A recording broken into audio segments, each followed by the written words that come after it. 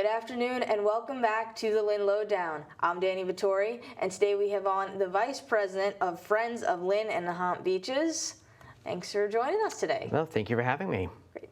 Now, mind just quickly introducing yourself for the audience? Sure, yeah. Mike Celona, 20-year Linner. One of the things I do is I'm Vice President of the Friends of Lynn and Nahant Beach, which is a nonprofit organization that supports the preservation and promotion of Lynn Shores and Nahant Beach reservations along our shoreline. Which is fantastic. I let guests introduce themselves now because I'm like, I'm going to get this name wrong sometime, and I just feel super bad about it. No, it's just definitely easier, particularly with last names. Mm-hmm. And Friends of Lynn Nahant Beaches, you've been around for quite some time. You're a pretty established organization. Yeah, I think we're coming upon 30 years. It's founded back in the early 90s by some other individuals who are very forward-thinking. Been involved in the group since 2008, focusing on some of the outreach and education, some work that we've done in the Lynn Public Schools, as well as the some of the interpretive signs along both Lynn Shore and then along the Nahant Beach as well. Because you said your main role is policy and outreach. Yes. That's the main thing. Yeah, so working on some of the issues at both beaches, water quality, dunes, in terms of Nahant, as well as working with our outreach coordinator, TJ Cullinane, who's great for some of our work in the Lynn Public Schools. Oh, yeah. It's all about, you always want to educate people, right? Yes, yeah, so we've been able to work with Brickett Elementary School, which is closest to the beaches, as well as a few of the other elementary schools to do some outreach, coordinating some of our efforts with Northeastern's Marine Science Center to bring traveling touch tanks and some of their educators into the classroom. There's a number of kids who live clearly near the ocean and yet have never been there. So it's nice for at least us to introduce them to that and also hopefully make them welcome and interested in actually visiting the beach. Mm-hmm.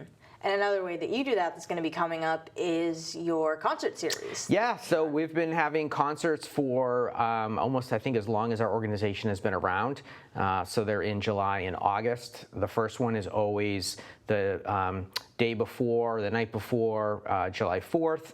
So our July 3rd concert runs from 7 to 9 and ends with fireworks along Lynn Shore Drive. And then after that, it's the Thursdays from 6 to 8. Through middle of August, and then we end with a movie night that we coordinate with the mayor's office. So yeah, you can showcase some of our local bands. A lot of it tends to be somewhat 70s rock or 80s rock cover bands, but we have some other ones kind of mixed in. We have a jazz band, and it's a great time. It's a super venue, very family friendly. So I highly recommend people come and check it out. Yeah, I remember I went last year, and it was so fun. And you have a different act this year for the 3rd of July because right before it was Lois Lane. Yes? That's right. Yes, yeah. So we have a new act, and we're excited to bring them on. Again, it's an exciting night to be able to entertain the crowd and to lead us off into the fireworks, which is like the second biggest thing that everyone's coming there for.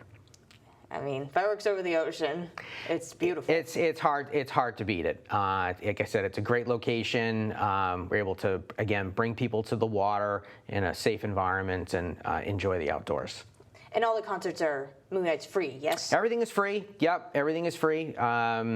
And there's no charging for parking. Lynn Shore Drive is free for parking. Can be challenging finding a parking space for sure. Nahant Beach has charged for parking during the day. And but yeah, the concert's free. Bring a chair, bring some food. And just sit back and have a good time. Enjoy the view and enjoy the music. Mm-hmm. Well, can't go wrong with that. No, I don't think you can. And I'll pivot a little bit to some of the work that you do on the beaches. Obviously, Kings Beach has been a huge concern for a lot of people in the community, and I know you focused on that a bit too. Yeah, our organization's been involved with the issue of water quality on Kings Beach for a number of years. It's been a long-standing issue that involves multiple parties. I would say our focus has been trying to raise awareness around it, which I think has really culminated in a great steering committee that was formed between the two different communities that is really focused on trying to find a long-term solution for the water quality issues. It's a bigger issue than certainly our organization, which is volunteer-driven, can fix, but I think we've done a pretty good job of trying to raise awareness around the issue and highlight the need for resolving a water quality problem at Lynn's only public beach. And I wasn't sure, you have the red flags or the blue flags, depending, it indicates, and we're going through right now a very long stretch, like 18, 20 days of red flags. What causes, like, I guess, the water quality to get worse? So at most beaches across the state, there's intermittent bacteria issues that can be caused by birds, can be caused by animals in the water, dogs, sometimes people, and oftentimes there might not be a particular known reason for it. In Lynn, the difference is that we have what you call a point source. So this is literally something you can point to say that is where the pollution is coming out of. And in this case, there's two pipes, one discharging from Lynn, one discharging from Swampscott. And the water coming out of there generally is of very poor quality. So it's not consistently poor, it's generally poor. And so you get this kind of intermittent issue with the actual beach water because you have fresh water coming out of the pipes intermingling with the beach water, and sometimes when they take the sample they're capturing a lot of that unfortunately dirty water, which causes the high bacteria results, which then leads to the red flag. They test 4 different locations along the beach on the Lynn side, and some combination of the results then leads to a red flag or a blue flag.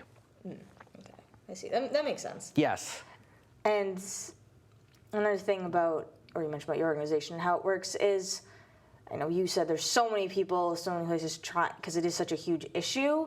Someone might look at that and say, well, what could I possibly do as an individual? So what would you maybe say to that? I would say there's a really good website that Save the Harbor, Save the Bay created, which is kingsbeachma.com, which is meant to be a clearinghouse for information about Kings Beach. So I would definitely recommend people check out that website. If they're interested, I know the mayor's office has been involved in Lynn, the town administrator in Swampscott's been involved with it. So I would stay in touch with them or see what type of information that they're transmitting about what's going on. So I think the best way to do it, I would say, is the Kings Beach MA website, but also writing letters to the editor or finding out, again, in like the Lynn Daily IM and other places, what's the conversation like going on as these things progress, because there is a lot of movement and some really good movement about trying to address the issue, but again, it's going to take some time for a solution to be fully identified and then implemented. And you mentioned with your organization too, you're completely volunteer-based. Yes. So anyone can volunteer? Yeah. We're volunteer-based, member-driven. So we're a membership organization where people pay dues to support our work. We're always looking for help with volunteers for helping us organize some of our activities around cleanups, some of our education and outreach that's run by volunteers. Our newsletter is volunteers, so all this stuff. Yeah, we're always looking for interested people who have some time and some other talents that they'd like to share. And in addition to being a beachside community, why do you think it's so important to have these volunteer organizations? I think that it helps to drive community involvement and community engagement, which is really important. These beaches are public beaches. They are for everybody, but they also need oversight, and they need people to keep an eye on things to make sure that the proper maintenance is going on, that there are other activities to draw people to the beach. I know there's going to be some painting activities this summer as well that we're not a part of, but there are other activities that are going on that bring people there. Nahant's a bit different. Nahant Beach is a bit different because it's a beautiful long stretch of beach that doesn't really need any help bringing people there. It's incredibly well used, but again, I think in the terms of having people engaged and involved makes them want to further preserve and support the preservation of the locations. And you said that you got involved back in '08. Yes. So how did you originally get drawn to I it? saw I believe it was an ad in the newspaper. I mean, this goes further back, but yeah, I think it was an ad in the Daily Item that there was a meeting going on, and I just showed up and met a good collection of people. I'm friends with many of them still, it was a good way to introduce myself or get involved in the community when I didn't know anybody. Moved here without knowing anybody. So it's a good way to meet like-minded people and to also, because I was interested in it, be able to get involved. So you're very much an environmentalist, I can see. Yes, it's definitely a passion of mine. And I think we've covered so much in a short period of time, the concerts, the water quality, all of it, but was there anything that I didn't mention or didn't ask you that you wanted to mention before we wrap up? No, I mean, I think, it's going to be hopefully a great summer concert-wise. The weather is the only outlier that we're never quite aware of.